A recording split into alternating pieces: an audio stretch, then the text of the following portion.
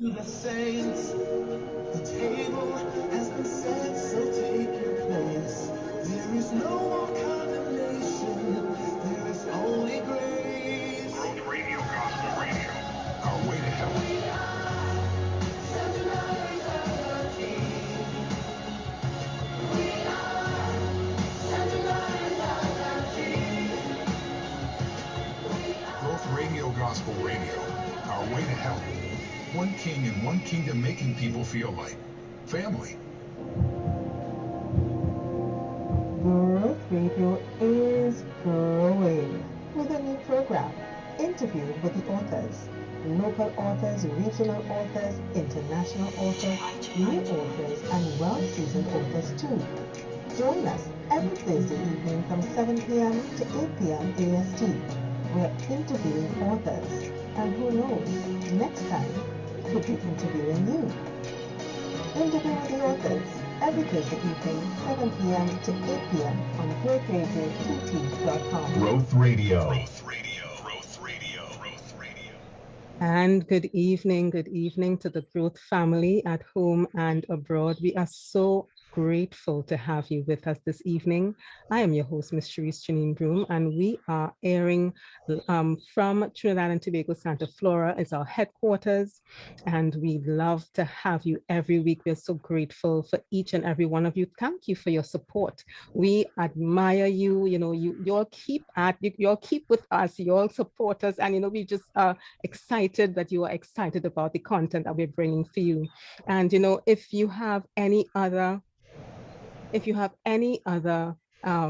requests with regards to the content you'd like to see, tell us, drop us an email, drop us a message on Facebook, on YouTube, you know, connect with us. We'd like to connect with you.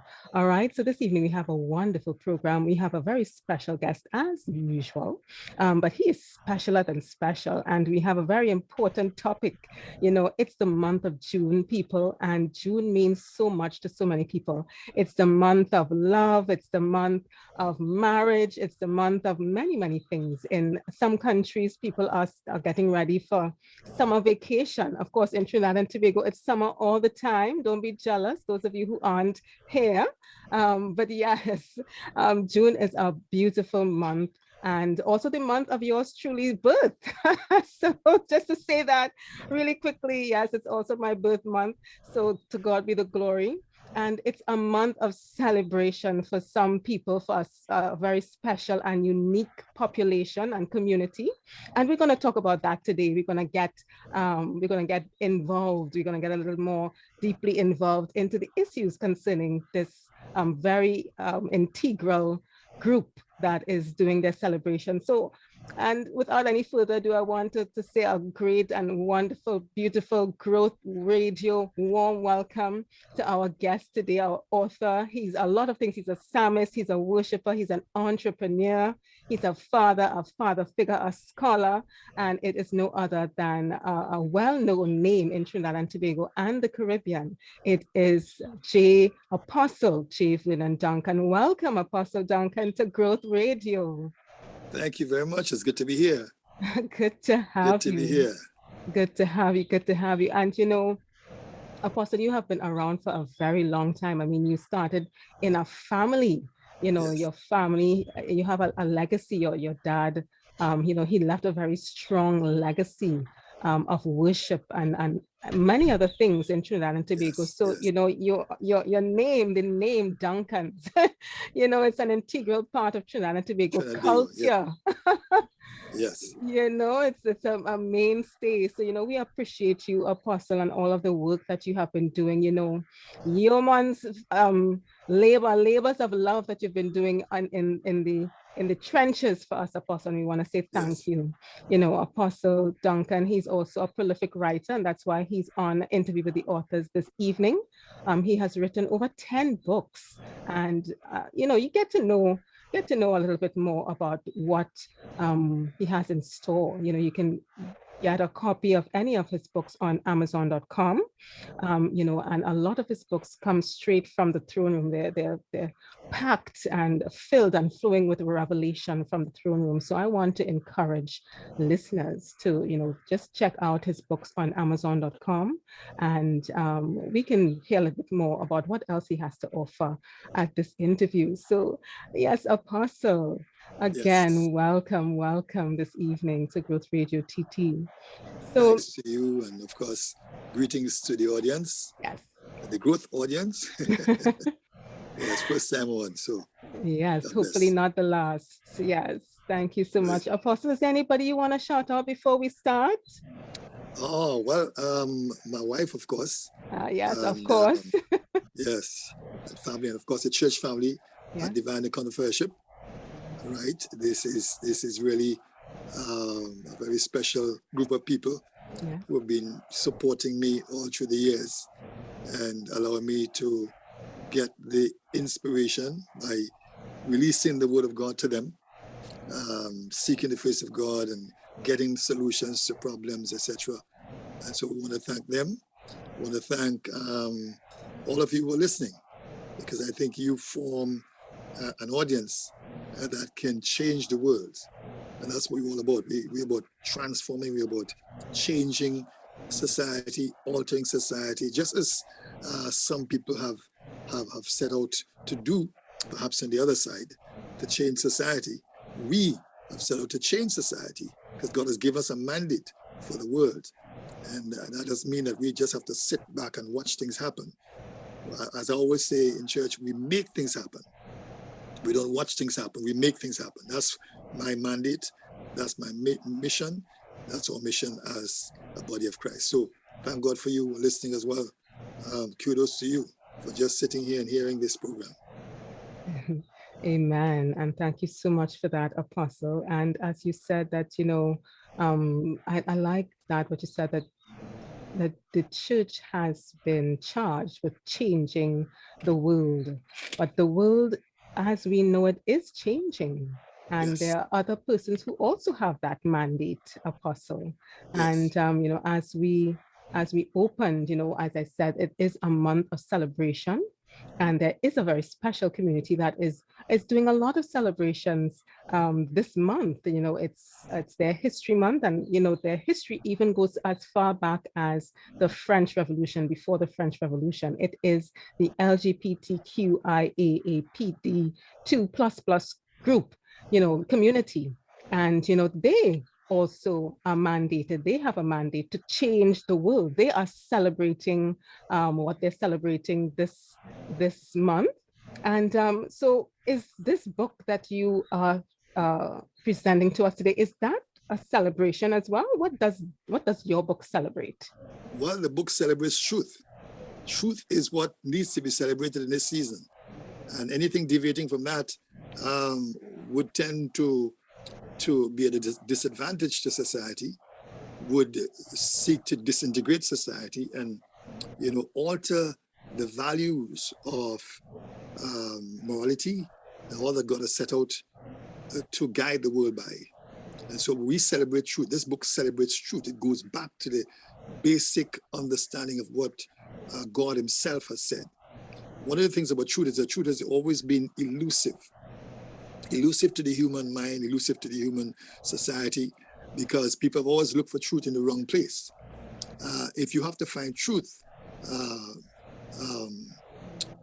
Charisse, if you have to find truth, you'll have to go right back to an unchangeable source. Truth cannot be shifting. Truth has to be always what it is. And so we all have come and met what is. What is has always been. We have come and met that. That's where truth is. And the what is rather who is, God. You go right back to the source of existence, wherever you can go, and you will end up with God. You cannot find anybody different from God. God is the ultimate. If he's God, then he's the ultimate. And so to find truth, you'll have to look to God. God says to Moses, he says, when you go to Pharaoh, tell him, I am, I sent you. In other words, the one who always exists sent you. And then Jesus comes back in the Gospels, and especially in John, and he declares certain statements. I am the bread, I am the truth, I am the life. What is he saying? He's echoing the fact that he's identical with the Father. And then he says one big one, one huge one, what you call his self-disclosure. He says, I am the way, the truth, and the life. No man comes to the Father but by me. So he echoes the personification of truth, and that he's identical with the ultimate truth himself. So truth is not an ideology, truth is not an idea, not a concept. It is the person of God. And that's what the world has missed, because the world has missed God. So I celebrate this book, we celebrate truth. Okay, thank you so much, Apostle. That is indeed very, very deep, very profound. And, you know, it's interesting because a lot of the phrases and catchphrases and, you know, a lot of words have been being exchanged. And, you know, what one of the things I'm hearing a lot is that they are celebrating their truth. That is their truth. Their celebration of their sexuality is their truth. What is so wrong with that? Right. You see, as I said, if you have to find truth, you have to go right back to the beginning. And you couldn't have a different shade of truth or different concepts of truth. Truth is truth. Truth is absolute. It cannot be shifting. It cannot be based on somebody's mind. Truth is not found in the mind of someone. Truth is not an ideology. It's not found in Plato or Aristotle or any one of these philosophers. Truth is not a philosophy. Truth is a fact. Truth is truth. That's why it goes right back to the personified dimension. Truth is the person, not the idea, not the concept, not what I feel, not what I want to do, not what I feel to do. Because, for example, rights originally were based on truth. Rights, to have rights, was linked really to what is right. What is right is also based on truth. You can't talk about something that's right unless you know the truth. Okay? So once you deviate from the standardized truth that God has established, and I said, it's not just God's idea, it is God's person. It is the person of God. So Jesus says in his self-disclosure, I am the truth. Truth is personification and not just ideology. It was Pilate who stood before truth, yes, and still asked the question, what is truth? He asked the wrong question. He should have asked Jesus, who is truth? And I'm sure Jesus would have taken time out to explain to Pilate the nature of truth. Truth is not an idea. You can't be asking what is truth and the personification of truth is standing before you. So Jesus didn't bother to answer because the wrong question was asked. And so although we understand where that community is coming from, we have a lot of questions with regard to where did their truth derive from? Because, for example, gender, the word gender is the pivot of their understanding of what they should do. But the word gender in their minds, right, has been altered to mean a social construct. Now, if you have to make that change in a word like gender, which is so all-encompassing. In fact, when you look at the etymology dictionary, gender and sex are synonymous. They mean exactly the same thing. And gender was introduced sometime before sex, but it came from grammar. Basically, the word gender came from grammar, and it simply means a kind or species. All right, when it was introduced into the human nomenclature. Sex meant section or seco from the Latin. It simply means section of the human race, one part of the human race. Gender simply means a kind of human, meaning male or female. Section, male or female. So gender and sex have always been synonymous. One is French root, genre or gendre, and the other one is Latin, seco, right? Or sexus, which really means section or division of the human race. So you couldn't take gender out of the blues and just simply redefine gender without any authority. Where is the warrant? Where's the warrant for redefining a word that meant sex? And for you to say that gender is not sex, it doesn't mean sex. Gender means a social construct. Where is your warranty? Is it just based on your feeling? Just based on a notion? Where is the root of that understanding? Who gives you the permission and the right to change a word simply to suit your own belief? In other words, you are imposing your belief upon a word rather than allowing the word itself to direct your behavior. You're allowing your behavior or your attitude to superimpose itself upon the word, and in fact changing the meaning of the word. That does not go down well with those of us who are deep thinking and intelligent, in the sense that we base our reasoning on that which is established. We base our reasoning on nature. We base our reasoning on that which cannot change, that cannot be altered. And when you talk about human rights, for example, human rights are defined as rights that accrue to me because I'm a human being. And my humanness as a human being is rooted in nature. Nature cannot change. Right? Nature is the truth maker. Nature outlines truth. If you want to find truth, look at nature. Look at the intricacies of nature, and you're going to realize that's where truth is. Nature is really an expression of God himself, who is the author of nature. Right? Nature is like the live painting of an artist. Right? In this case, the pictures are not dead on paper. The pictures are alive. And you can go through nature and see God in motion. That's where one has to base your rights and your wrongs on, because for the law, for example, to determine whether or not a person is guilty of a particular act, right, there has to be some established criteria to determine that. Where do you get that established criteria from? Just from the mind of a man or from the idea of somebody? No, it is based on what is already established. What is? What is? God is.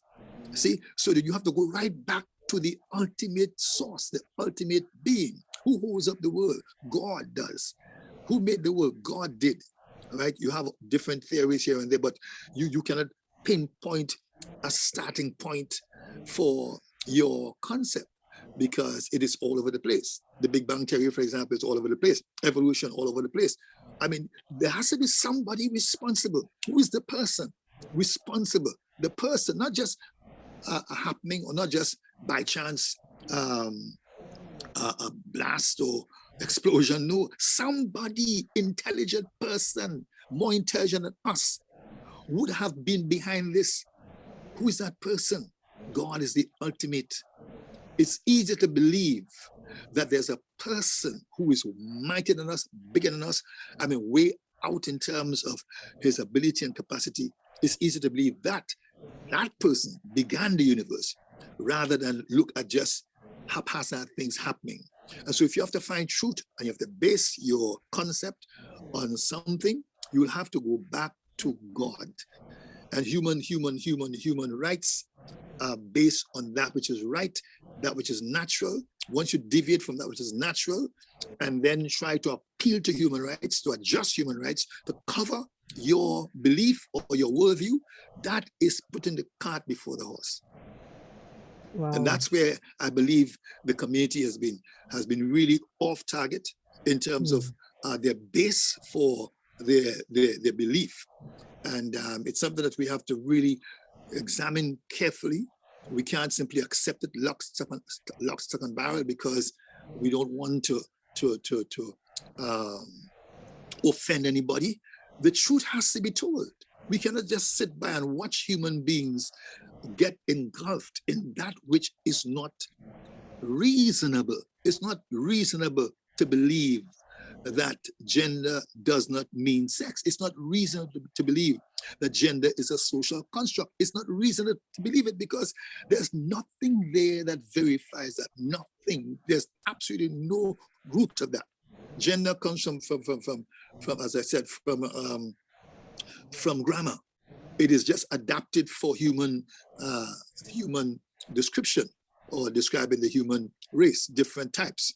But it is not the basis for a whole ideology to be developed that changes life and changes family life. No way, no way, no way can we accept that. It is not in keeping with what is natural, what is reasonable, and what is of God.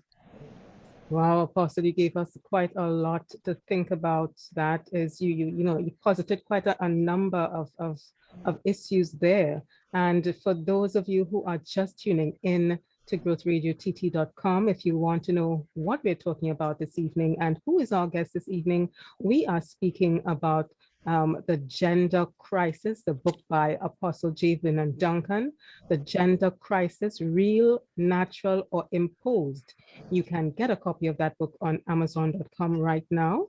It is published by Trilogy Publishing, and you are free to get your own copy and have a look at it and see what else does Apostle Duncan posit in his book, The Gender Crisis, Real, natural, or imposed. My apologies. Yes, real, natural, or imposed. So, Apostle, you spoke a lot about what is natural, but sexuality is natural.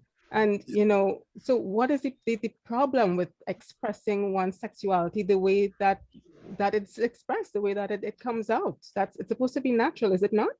Yes, it is. It is natural. It is how God designed us.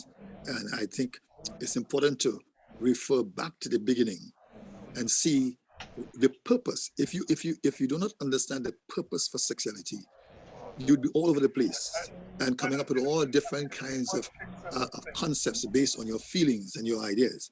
Right? We'll have to get back to the beginning, and thank God He allowed His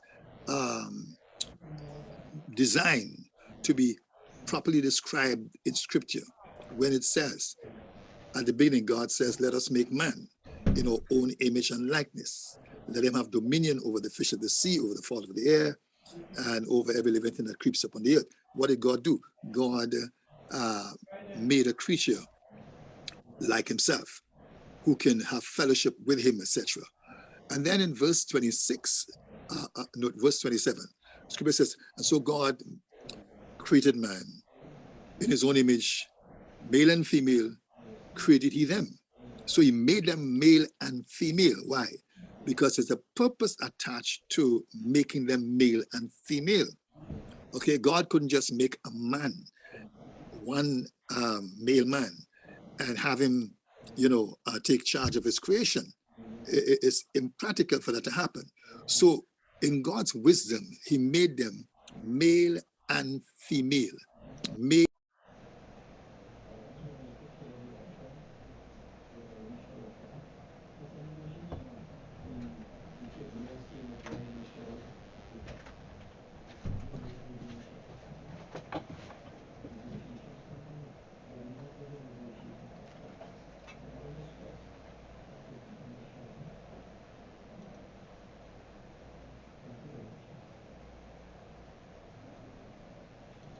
Unmute your mic, Apostle.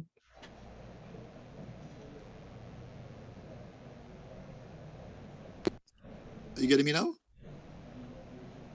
Are you getting me now? Yes. So we lost you at he made them male and female. Yes, right. He made them male and female. And there's a reason why he made them male and female, because it was for procreation. Because he had said, let us make man in our own image and likeness. Let him have dominion over his creation. One man could not have dominion over God's creation. Therefore, in God's wisdom, he made them male and female. That's the purpose for making them male and female.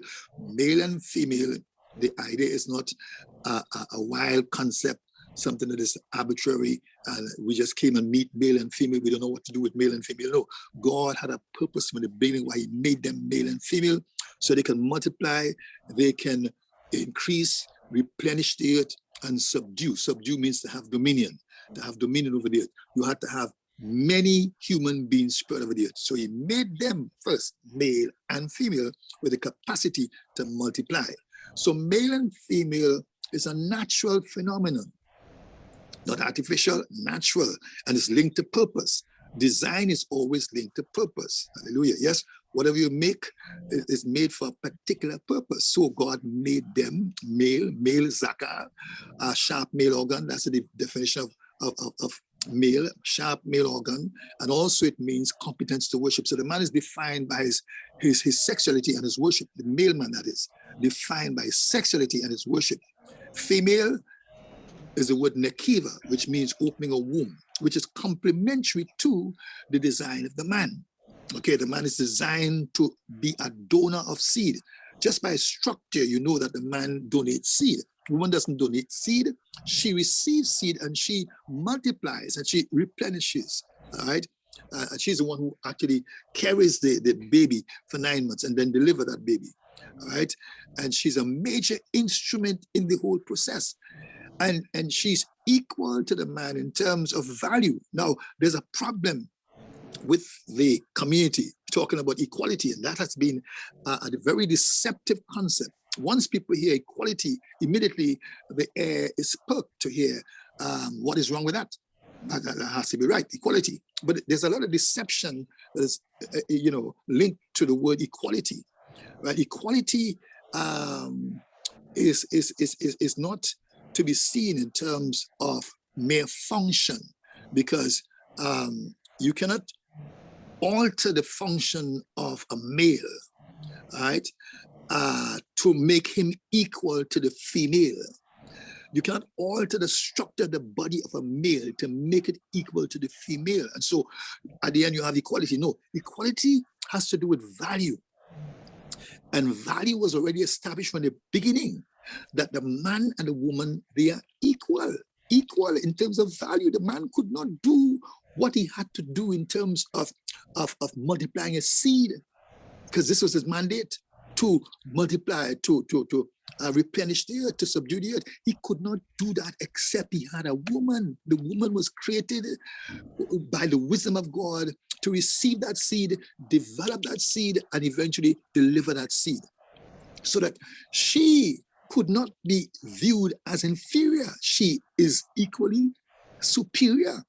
In fact, the word help is used for the woman. God says, I will make him a help meet for him. And that word help doesn't mean inferior. Those who are thinking that the biblical picture of the woman is referring to inferiority, they are wrong in terms of interpreting the scripture, because the word help is a word that is used sparingly in scripture. The word that is used is the word eger, right? That word, no, sorry, not eger, Ezer, sorry, E-Z-E-R, Ezer. The word Ezer means actually superior help. It is the word used when we speak of God being our help. He's our help, not because God is our help, that he's inferior to us. In fact, he's superior and he provides help. The woman is designed to help the man. It doesn't mean that she is the slave. She's not slave. She's equal to the man. Helping means that she's superior in terms of being able to take that seed. The man can't do that. Take the seed and develop the seed. That's superior help. As far as the man is concerned, he wants to multiply, but how can he multiply without a woman? So from the beginning, without even saying a word, God established equality of value. Now, equality of value doesn't mean the same function, right? Because God made the man, designed a man for a particular purpose, designed a woman for a particular purpose, but they are equal in value. It's like the two wings of an aeroplane. If you take the left wing and try to fit it where the right wing is, it will never work. Although they look the same. They look the same.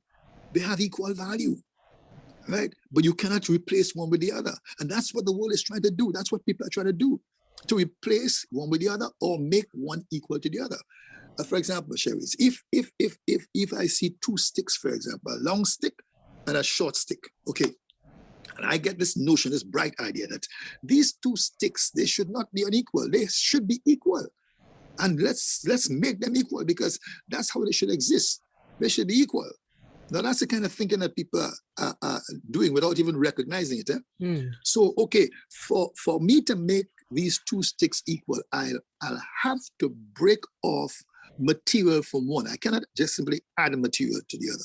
I have to break off material from one or cut it off and make sure that they look equal. So, okay, the job is finished.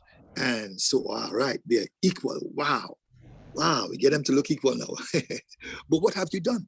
You have taken away a major part of the mass of one to make those two equal. One has lost so much. One has lost identity.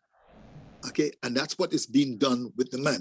The main aim of all of this that is being practiced is to emasculate the man, bring the man down to where he's no longer a father, he's no longer the head of the household, no longer head of society, and that is a formula for disaster. Because Jesus says, how would a thief come into a strong man's house and spoil his goods unless he first binds the strong man? What Satan, and this whole thing has to do with satanic ideologies and plans to back in God's face, as it were. And that has been his trickery from the beginning, right? To virtually devalue God's creation. God made them male and female. He established the man as leader. How did he do that? He simply made the man functional first, right? He didn't have to say anything. Just make the man functional first. The man is functional, and the lady or the woman is tucked away in his rib cage. He's covering her. And then at the right time, God says, it is not good for the man to be alone. I'll make him a helpmeet for him. Okay, what does he do? He put the man into a deep sleep. The first surgery took the bone, and by the way, a bone is no dead thing. A bone has bone marrow. It's from the bone. You have all the cells of the body, generated. Red blood cells, white blood cells. That's all the cells of the blood. The blood cells are generated from the marrow. The marrow is absolutely important, and so you would expect that bone to have all the provisions of life within it. And God used that now to rebuild and build the woman, brought her into full-blown functional form, brought her back to the man and said, Adam, this is yours. Adam now says, this is now bone by bone, flesh of my flesh. She shall be called woman because she was taken out of man. So Adam now is ready to do what God gave him to do, to be fruitful, to multiply, replenish, and subdue the earth. So she comes into his life now. Now, in terms of leadership, the man obviously is the leader. Why? Because he was designed first and put in the garden with responsibility. For I don't know how many days he was like that, but he had been there for quite some time, taking care of the garden. God gave him the responsibility of dressing the garden and keeping the garden. He gave him the responsibility of naming the animals. He named the animals. All this before Eve came. So he was virtually leading by himself, as it were, or at least carrying out the role of leadership by doing that which is to be done, being occupied in duty. But he was there first. Therefore, he is the leader of society. And from that point on, of course, God has recognized the man as leader of society. The strong man of the house is the man. Once society alters that, you're asking for serious, serious trouble. And that's what the community, LBGD community, is trying to do, to alter that natural design that God has put in place for the human race to be multiplied, and that the human race also could be managed and can be properly led. The man as a leader has been reduced to just a playboy. And the man himself doesn't know who he is. The mailman is made a joke and a puppy show in society because he doesn't know who he is. And that's the work of Satan, because if the head can be dislodged in any warfare situation, if you can dislodge the head, if you can take care of the captain, then the war is over. You know why? Because the rest of the army would have no guidance and direction. And the head of the human society, human race, has been reduced. He has been dehumanized, basically, and that's the aim. If I hate to say it, but the whole concept of equality, as the world knows it right now, the world is presented right now, is based on the fact that women and girls have been really brutalized by men. And I'm a man, I could apologize for all men for that purpose and for that reason. Women have been brutalized. Men have used their brawn and have used their superior physique to brutalize and to abuse women and children, or women and girls in particular. It's still happening in society right now. And so there was some justification for getting equal, or at least solving the problem. And so you have the feminist movement that arose in the early 60s and so on, and who advocated that there should be equality because of what's happening. Men have superior ability, men are muscular, men are strong, and they take advantage of women. And you know, they have that sexual prowess that allows them to use it against women, and so on and so on and so on. And so they went about trying to find a solution to the problem, but went about it in the wrong way. In the fact that society should have come together and get men to understand what their roles are, and not try to alter the function of man, or try to alter his body, or try to alter his DNA. Society should have been engaged in training men, training young boys, training the youths to understand who they are, how to treat women, not to bring men into a reductionism process and bring him right down to as if he's nothing, he's just like the girl, he's just like the girls, he's just, no, that's the wrong approach. That's altering God's creation without permission. And that's a dangerous thing. Wow. And that's where this society is right now. Wow, altering God's creation without permission. That sounds dangerous. Yes. it sounds scary, you know, even. But you know, Apostle, and you know, we don't have enough time. It's such a deep issue, yes.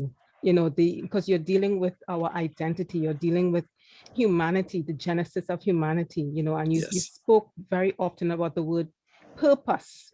You know, and you said, you use many words, you know, God, the Bible, creation, purpose, but there are a lot of people who reject that worldview.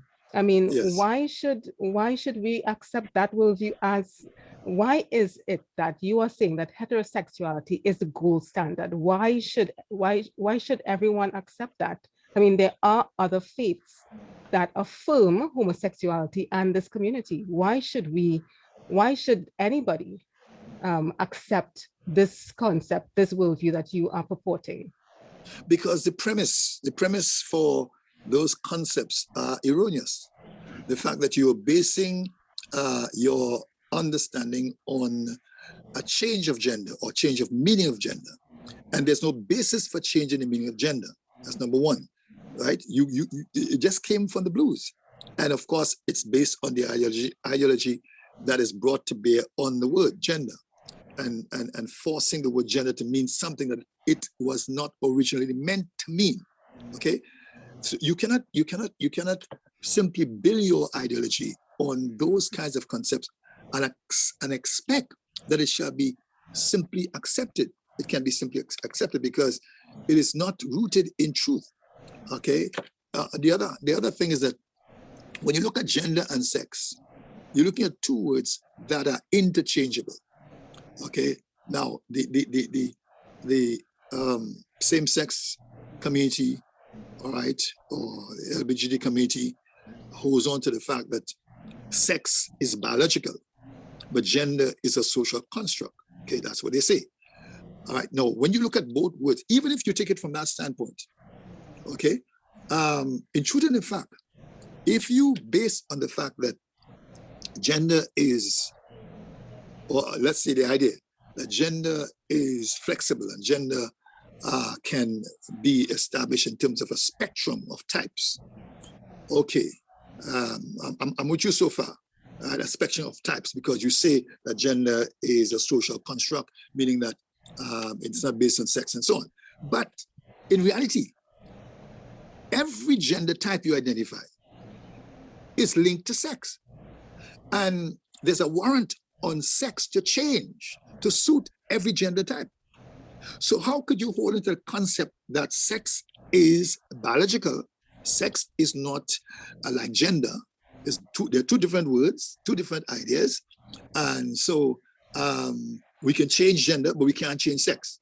Okay, but in truth and in fact, it's a circular argument, because every time a sexual, or let's say a gender type is practiced, it makes demand upon a change in sex.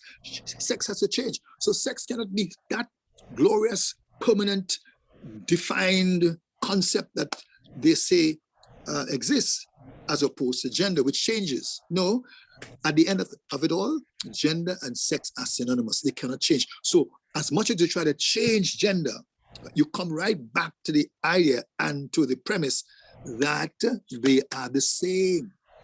Because every time you try to change gender or you try to practice a different gender type, you impose upon sex. So how could sex mean something biological as opposed to gender, which is a social construct? In other words, you force sex to also be a social construct, which is far removed from what they themselves advocate.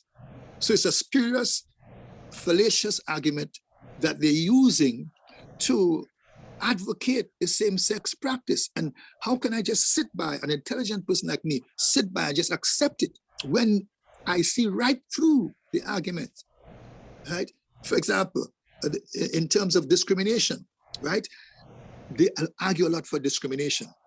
There are four different types of, or four different nuances in discrimination, but they use only one to treat somebody unfairly, unduly, unfairly, for no reason, particular reason. Okay, that's one. That's the only one they use. But discrimination also means to be able to distinguish between wrong and right. It also means to be able to discern discrimination, to identify that which is of good quality as opposed to that which is of bad quality.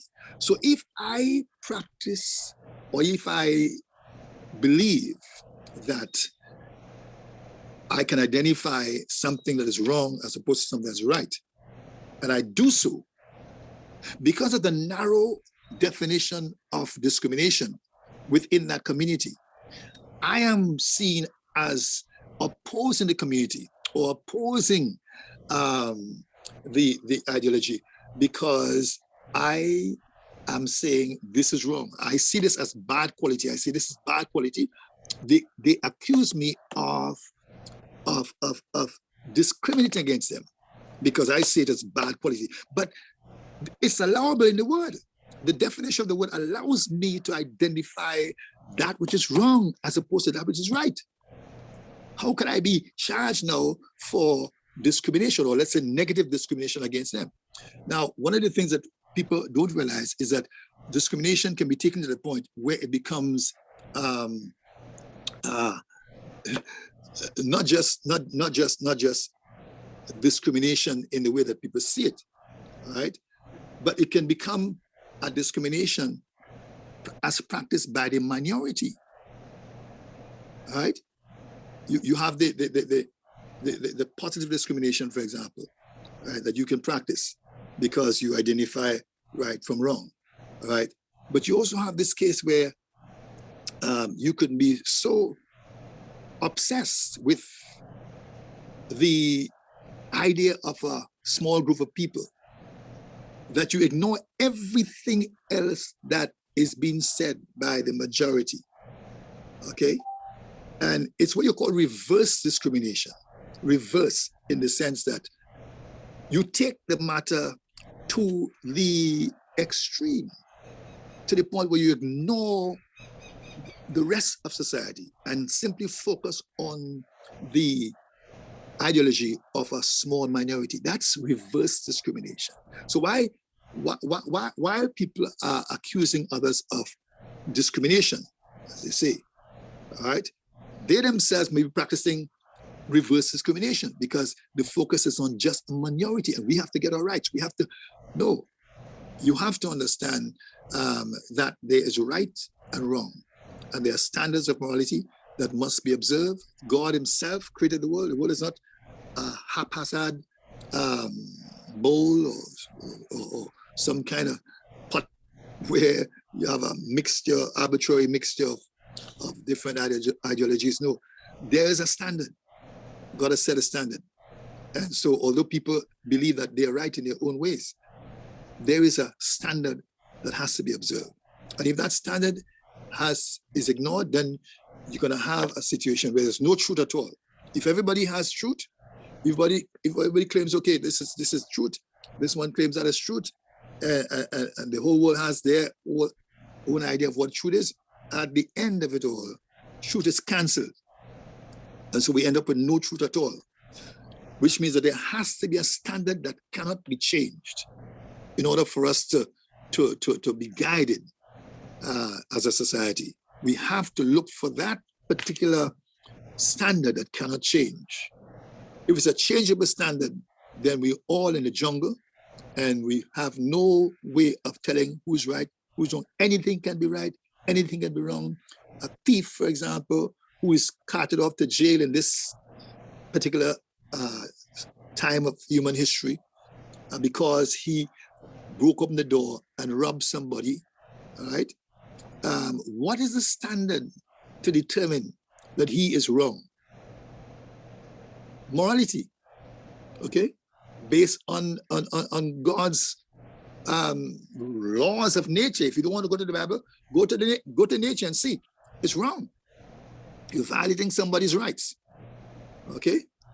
But if you take it to mean that it doesn't matter what others say, I believe this, and this must be true, and I will advocate for this. It doesn't matter if it violates nature, it doesn't really matter. This is true. It doesn't matter if it violates somebody else's right. I believe it, it's my right, and that's it. Life cannot be lived like that. Society is going to disintegrate, right? You have this whole question of the fertility rate of the human race being threatened by same-sex relationships, because pretty soon, if you don't pay attention to it, you're going to find a dearth in the labor force because there isn't enough multiplication, there's enough reproduction or procreation, and as a result, you're going to have a problem with the labor force later on. You wouldn't have able-bodied men to run your factories and plant your gardens. And pretty soon, the human race might be self-extinct because of a practice that violates nature. Wow, Apostle, you are painting a very dire picture there just because of a small group that wants to express themselves, huh? That Yep. sounds like a very dire indictment to the human race, to the humanity in as a whole. Yes. But you brought to the fore many concepts, and I'm sorry that we are running out of time. We can't go any further at the moment, Yes. but I would love to have you back, Apostle, if you would be so kind to come back. Sure. And we can I'll be willing. discuss this a little bit more because it's just so wide and so deep. It's just difficult to really cover everything just in the little time that we have here on Growth Radio. All right, so those who are now joining us, if you want to know what we're talking about, we are speaking about the gender crisis, the book by Apostle J. Vernon Duncan, The Gender Crisis, Real, Natural, or Imposed. It is published by Trilogy Christian Publishing. And Apostle J. Vernon Duncan, he is the author of many other books, not only this one. He has also written Beyond Tehillah, The Worship Experience, The 5 Laws of Generational Curses, Uprooting Them, The Zakar Man, Male Man in Full Flight, The Ultimate Baptism with the Holy Spirit, with the Holy Ghost and Fire, Kingdom Wealth and the Power to Get It, Have You Commanded Your Morning, and many others. All right, the book, The Gender Crisis, Real, Natural, or Imposed, it has over 10 chapters. And, you know, Apostle, he gave a little bit of information on just about each one. And we really want to get more in depth because, you know, that one he spoke about in particular, chapter 7, that speaks about male emasculation in an historical perspective. That's a very big one. And Yes. I mean, especially now, you know, we're talking about women, and women, you spoke of it, Apostle, women being abused by men who are by nature, who were created, who were purposed to protect them. Yes. The purpose of the man was to cover the woman, to protect her, not to cover her with blows. And, you know, that's very, very important that you Yes. mentioned that.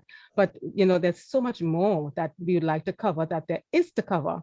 And we would like to invite you back to speak a little bit more, Apostle, because we have run out of time, unfortunately. Yes, I'll be delighted. Yes. All right. And, you know, as I said, if you want to get a copy of Apostle's book, it is available on Amazon.com right now. It's called The Gender Crisis, Real, Natural, or Imposed. It is published by Trilogy Christian Publishing, and it was published in April of last year, 2021. And we would like to encourage you to get a copy of this book. Apostle, Yes. tell us again, Yeah, of who is course. this book for? This book is for everybody. I mean, from the student who can understand once he or she can read, the little children, right? The language is not above their head. Little right? children, like Yes. from what age? Once you can read. Once you can read. Wow. Okay. Because the ideology that is you know, pushed right now in schools, right, is an ideology that opposes morality and opposes what God has established. And the little children need to know that from small. Their minds are impressionable. They need to know what the truth is.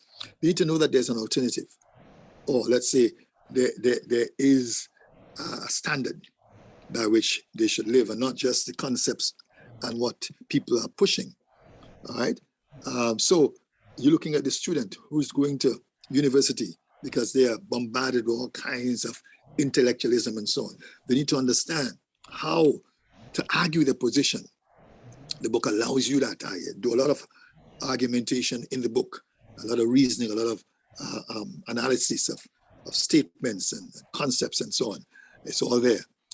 For the mother who's concerned about her children going to school, she needs to read it and then pass it on to a child or children.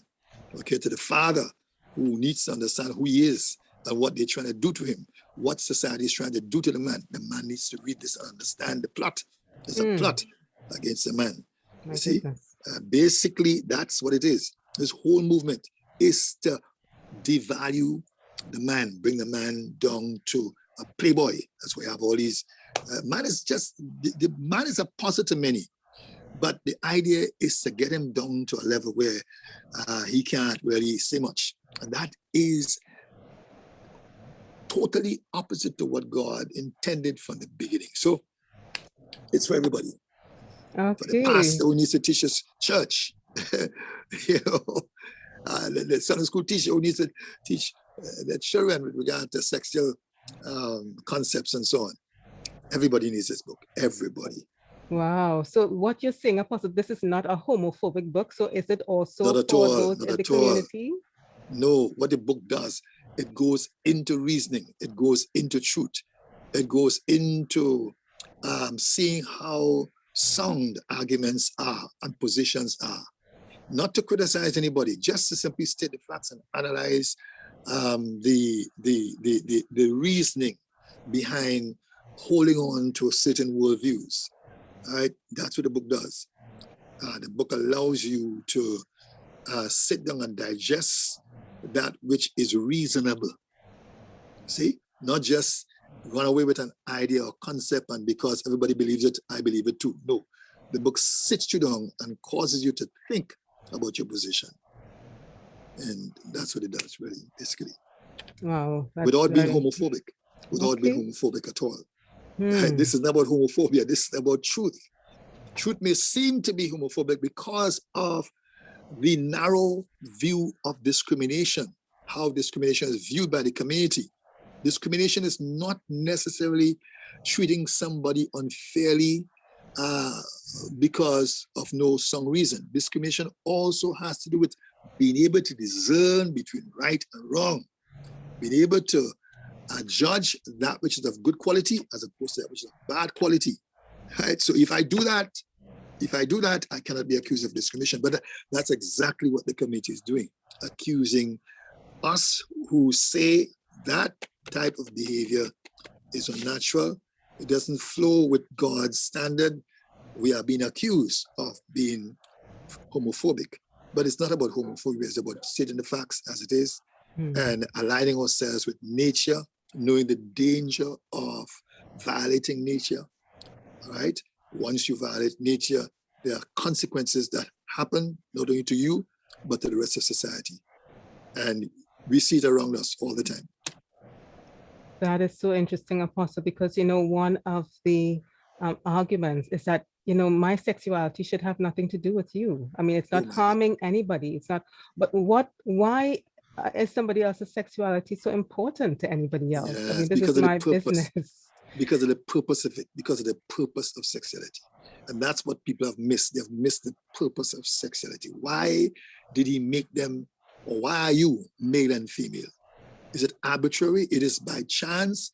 If you know it's not by chance, then you will understand how you ought to behave. If it's by chance, if it's, well, you know, random, you just choose what you want, that's a problem. Okay? But if it's by design, so you'll have to make sure you stay in line with the design of the Creator. Okay, so your sexuality affects others because once it deviates from the natural criteria that determines it, it affects not only you, but your children. It affects the rest of society because you're interacting with people. It affects their concept of what is right and wrong. It cuts across the grain of family life. As a result, it affects the development of personalities because personalities develop within the family, not outside of the family, inside. Within the first 10 years of the person's life, personalities develop. So it affects persons for life. And it's not just a matter of, okay, my sexuality has nothing to do with you. It has a lot to do with others because you're in a society, you're in a human society, and people see things from a natural standpoint first, right? Once that is violated, it's difficult to accept what you're seeing. It alters life. And so many things are altered by your sexuality. So it's not just a matter of my private sexuality. It is my sexuality affecting the rest of society because of what is established as the standard, what nature says.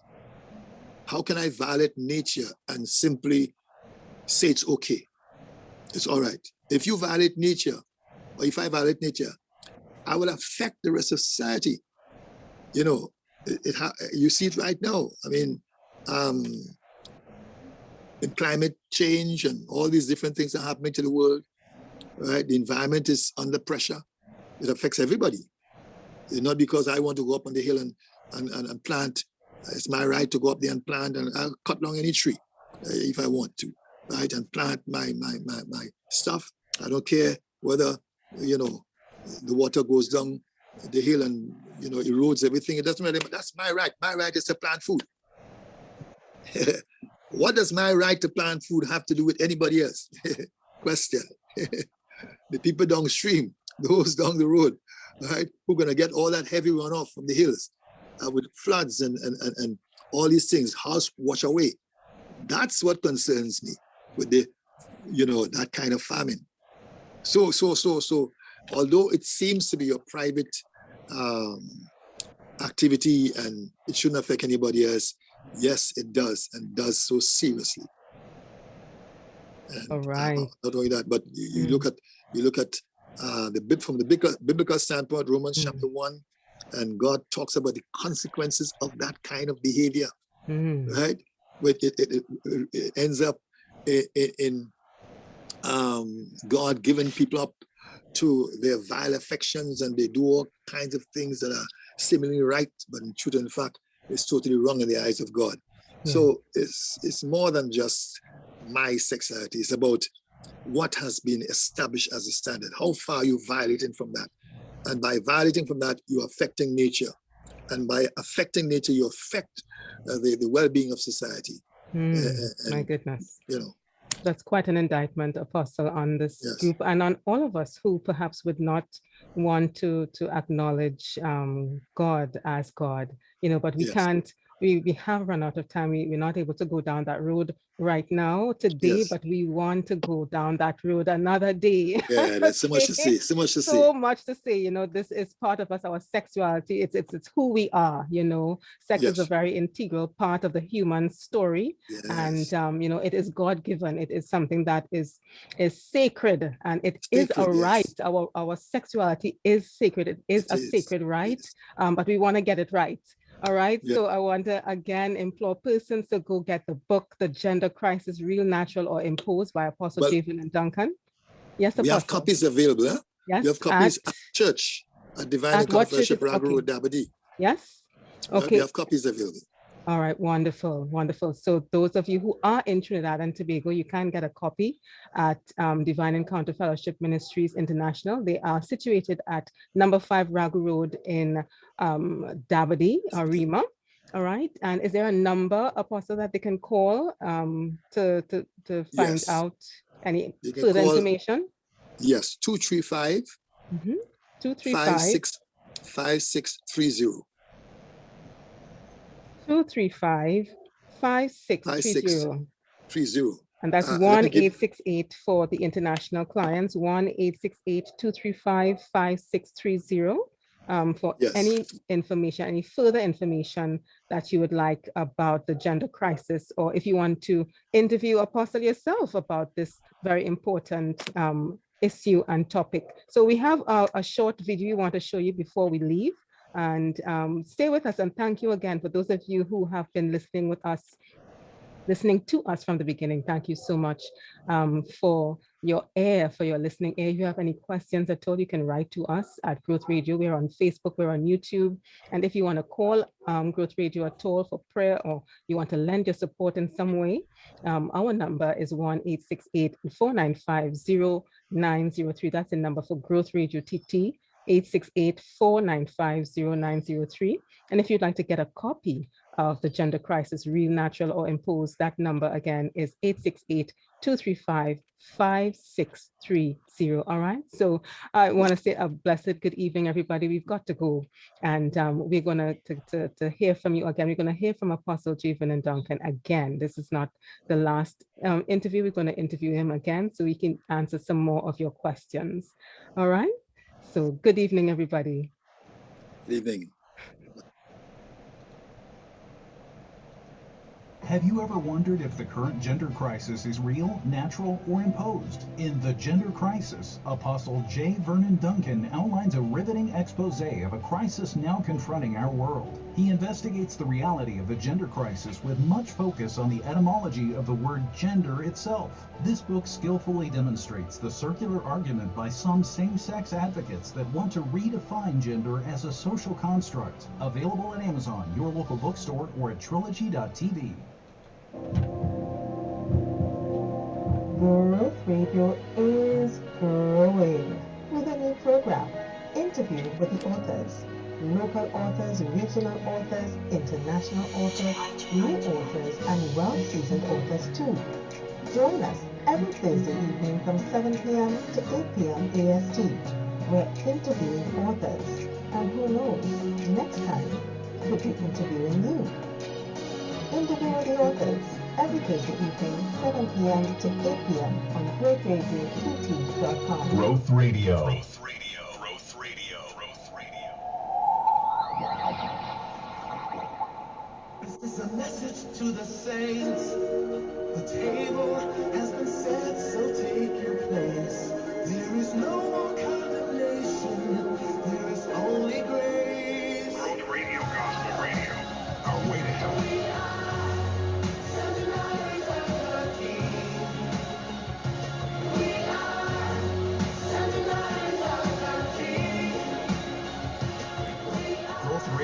Gospel Radio, our way to help. One king and one kingdom making people feel like family.